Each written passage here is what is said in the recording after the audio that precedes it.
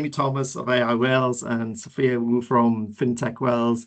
And today we're going to talk about the implications of AI and what it's actually sort of doing within the community. So Soph, what are you hearing from your members at the moment? What a big question. A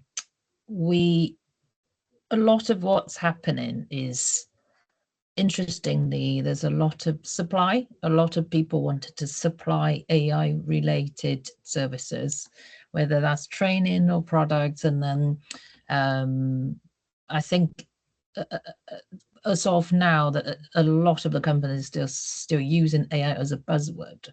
And then so it's very hard to differentiate whether someone has a genuine AI offering or they're just jumping on the bandwagon. It's hard if you're not immersing yourself in the AI world. You're not learning all of the time. You hear this buzz a lot.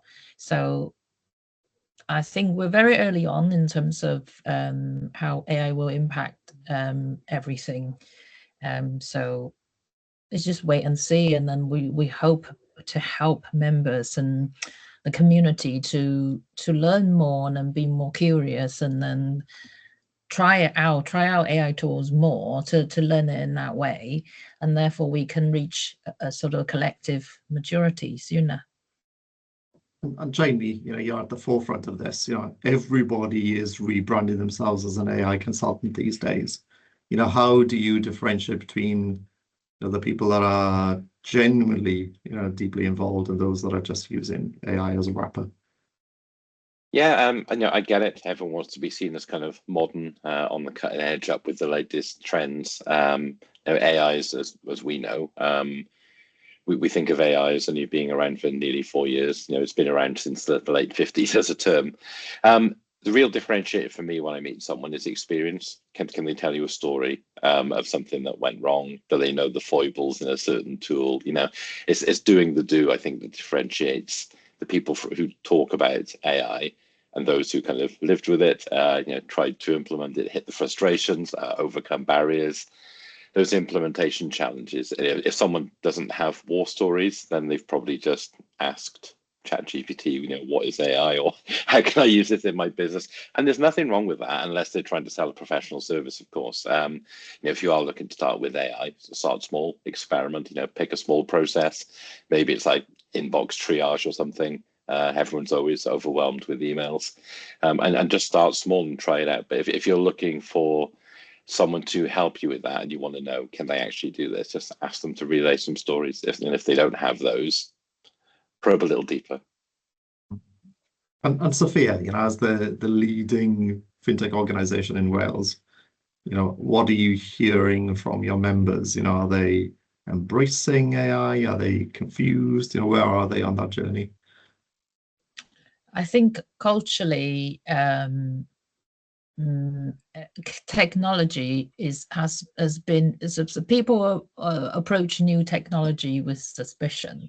I think that's very common, but now with the AI sort of trend, then people embracing it more now, but at the same time there's a lot of talk of risks, and because we're so early on, you have the very extreme ends of some companies. They're just embracing it. They are not really thinking about the impact or the short-term or the long-term impact. They are implementing everything without thinking too much.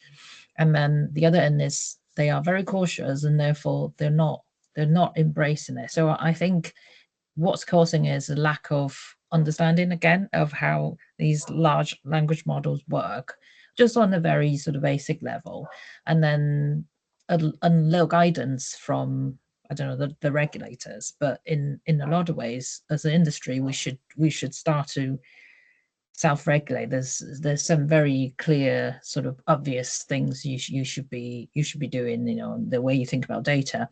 So there's two extreme ends, but again, if we can all just be more curious and then approach it with caution, that's obviously we have to do that. But on the flip side is, if you want to overcome that suspicion, the only tool you can use is knowledge. And then what's best for learning? AI tools. Ask AI for everything. My last question, which is a contentious question, Jaymie, is AI a bubble? Will it burst? Yeah, I get this. I get asked this question quite a lot. I can well believe it is a bubble from an investment point of view. I mean, you look at the valuations, and the promise versus the supposed valuation is incredible. So I can well believe there's some sort of correction due financially. So that's why you've seen a lot of these companies go for IPOs now. They're trying to secure that money for themselves. I think AI is potentially reaching a plateau in terms of LLMs. They've already ingested pretty much everything humans have created. They've been trained on that, and they're keeping up with that daily. For the moment, we're continuing to see, improvements in the model, in their capability, supposed intelligence as an emergent property of just having so much data to reference. These things are acting more and more like humans, doing more and more of what we can do. But I think if we do seem to hit a plateau, some sort of limit, they can't break through, maybe they can't get to general intelligence, then I can see the supposed value at least being understood as opposed to hypothesized and sort of evangelized. So yeah, I think in the next year or two there will be a bit of a correction to our understanding of where this could go. Maybe I'm wrong. Maybe the future is unlimited. Maybe it is going to continue to increase. But certainly with the technology we've got now, I can see this kind of sort of hitting a wall of sorts. Brilliant. Thank you, Jaymie. Thank you, Sophia. Thank you.